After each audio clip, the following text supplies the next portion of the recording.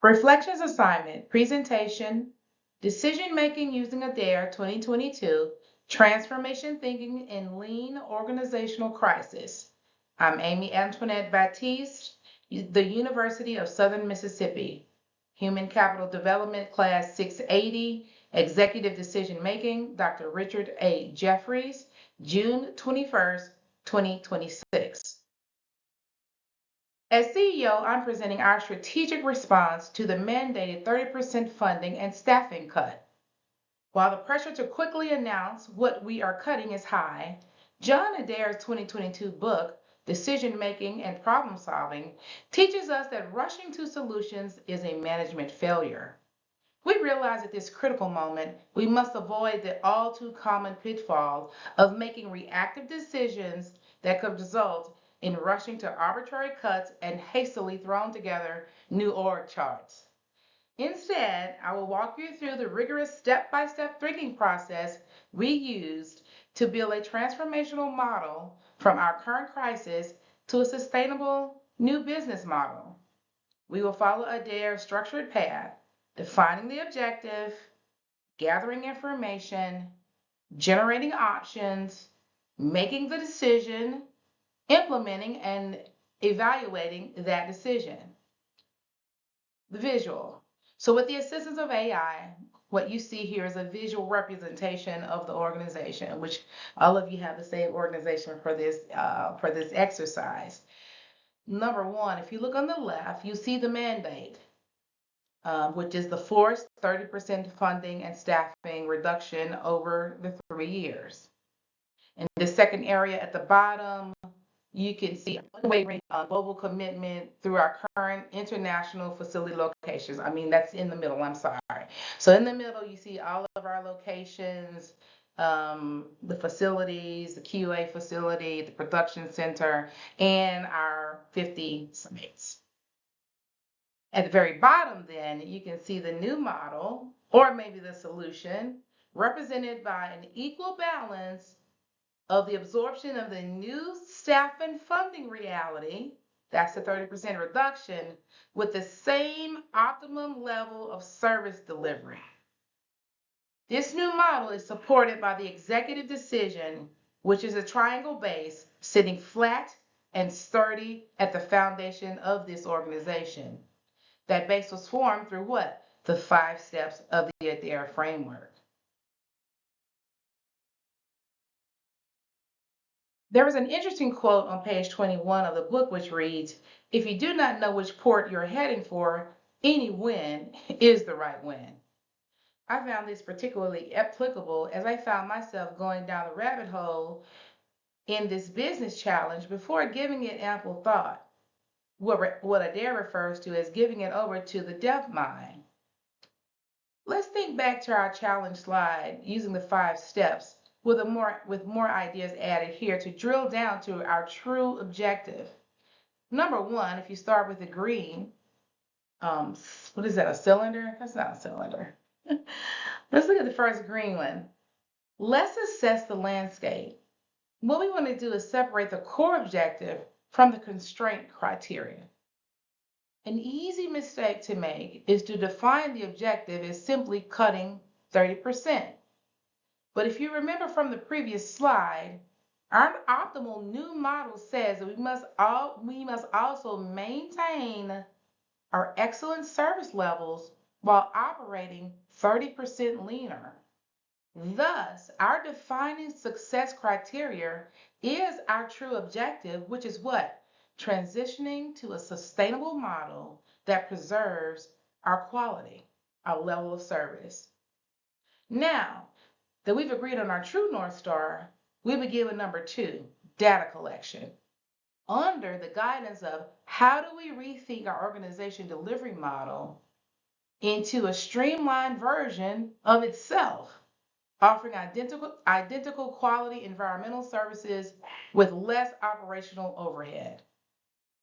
It is also important to say here that the data collection also included a hot file collection.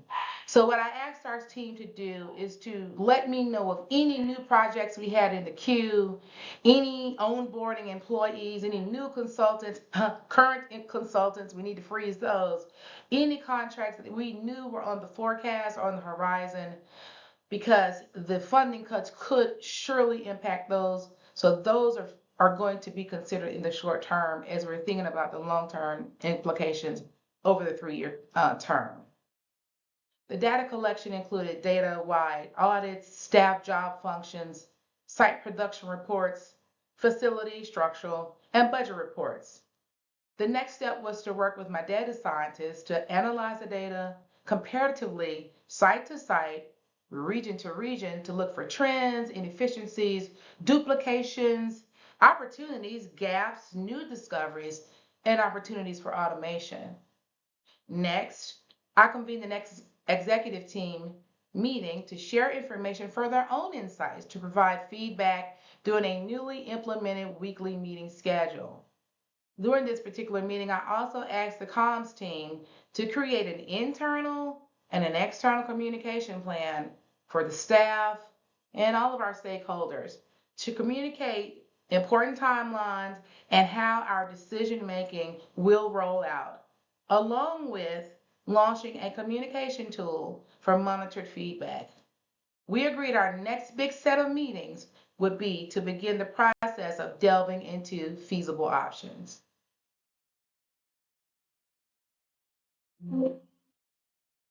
Let's revisit slide 2 with a visual representation of our organizational footprint. As you're reminded, we have all these sites. From my experience as a CEO with expertise in organization turnaround and dissolution, I can attest that brick and mortar and its associated carrying costs, like insurance, reserves, maintenance, are the number one cost to an organization with multiple locations, like this example, with human capital being the second. Assumptions for me going in is that it would have been easy to say, let's just cut 30% from each site and keep it moving. But the data collection that we did revealed a few things that were quite important.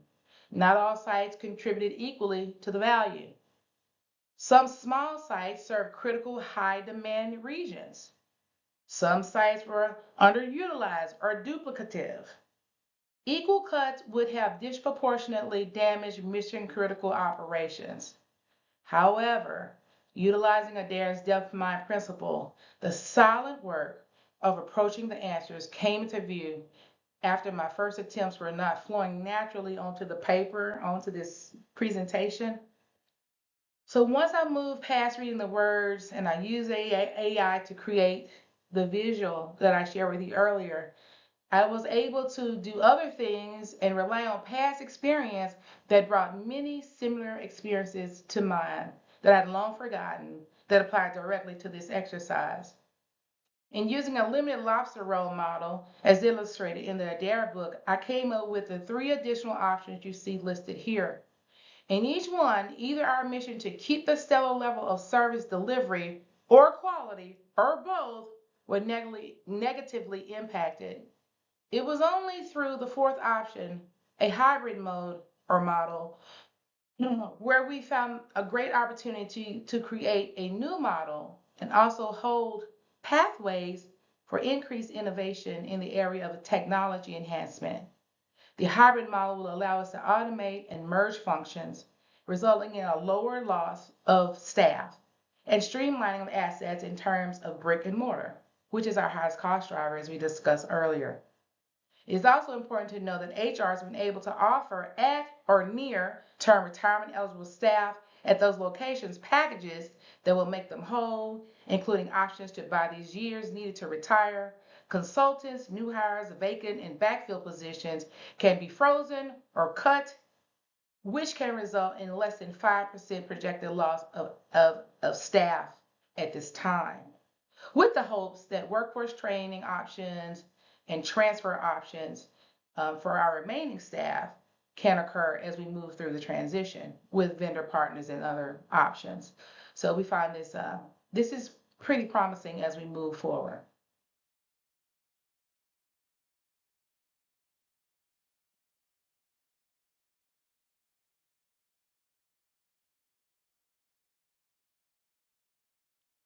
Finally, we complete the process through implementing the decision and evaluating it, then leading the organization. After the implementation of our final decision that I shared with you on the previous slide, I will continually monitor cost savings, quality, assurance metrics, operational efficiency, response times, employee engagement. Leading through transformation is not only about systems, it's about people. And then assign groups and teams to look at these metrics from HR to IT to systems to process. And because we're in HCD, obviously we have our human capital development specialists helping us monitor. 3 years is a very short period of time, and we will have to look at how our organization is able to adapt during this time. From my own leadership experience, I've learned that restructuring often fails not because of poor strategy, because leaders underestimate the human impact of change. As a CEO, I must communicate clearly, involve stakeholders, and build trust throughout the process. So in year one, we'll continue to do an organizational assessment. We'll do process redesign, HCD in all of its many facets, from career coaching and mentoring and staff development and redevelopment and all of the things that we need to do. That'll happen. You've taken all the classes. Communications will continue to be very important internally, externally, for all of our investors and our vendor partners. Year two, consolidation will clearly become something that we will continue to focus on, because surely during our collection of data, we found some things in some places that we need to tighten up, some inefficiencies. Technology enhancements will be something that we will continue to look at, how we can continue to grow automations. Organizational efficiency, again, is going to be something that is going to be important. In year three, the transition will be complete. We're not sure where the funding will be at that point, but hopefully we'll be stabilized. At least we understand that in year three that was our goal. We should be stabilized. Everybody will be breathing a sigh of relief. We'll look at our outcomes. We'll continue to learn and see where we are. We'll do any course corrections. As a leader, it is now time for me to look at where we are and align with the task, and where our teams are, and where we are as individuals. It is important that I continue to build trust throughout the process. It is important to have the right people in the right seats at the right time.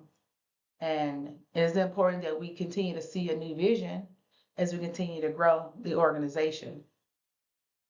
This concludes my presentation for today, and I hope that you enjoyed it. Southern Miss to the top.